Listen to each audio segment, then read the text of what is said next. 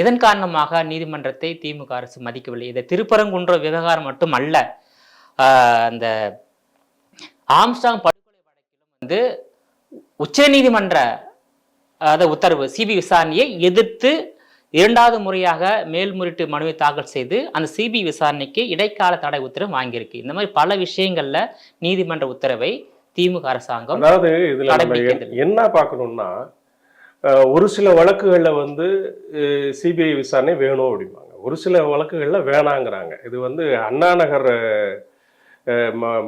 ஒரு மானை இது பண்ணது பார்த்தோம், பாலியல் இது பார்த்தோம். அவர்களோட கம்ப்ளைண்ட் கொடுத்தவங்க பெற்றோரையே இது பண்ணி அதுக்கு இந்த அரசாங்கம் சிபிஐக்கு அதுவாகப்பட்ட எஸ்ஐடி போட்டது இது பண்ணாங்க. சிபிஐ வழக்கு வேணான்னு சொல்லிட்டு இவங்க இது பண்ணுறாங்க. இப்போ அதே மாதிரி தான் திரு ஆம்ஸ்டாங் அவர்கள் கொலை வழக்கில் கூட ஆரம்பத்திலிருந்தே ஆம்ஸ்டாங் குடும்பத்தினர் ஒரு சில குற்றச்சாட்டுகளை ஒரு சில நபர்கள் மீது வைத்து கொண்டிருக்கிறார்கள். அவர்களை காப்பாற்றுவதற்காகத்தான் சிபிஐ என்கொயரி வேணாம், அப்படிங்கிற விசாரணை வேண்டாம்னு சொல்லிட்டு இந்த திராவிட உருட்டு மாடல் ஆட்சி தொடர்ந்து அந்த நபர்களை பாதுகாப்பதற்காகத்தான் சிபிஐ விசாரணை வேண்டாம் என்று தொடர்ந்து வலியுறுத்தி வருகிறது தான் இந்த இதில் பார்க்கணும்.